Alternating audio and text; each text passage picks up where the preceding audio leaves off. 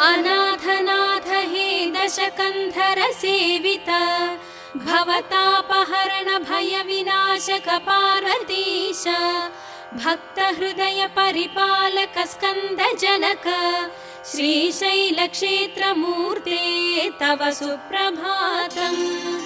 जगत्पते हे अर्धनारीश्वर मूर्ते जगदीश्वर जगत्प्रलय जाह्नवीश जय जयध्वान महातरंग सहित श्रीशैलक्षेत्रमूर्ते तव सुप्रभातम्।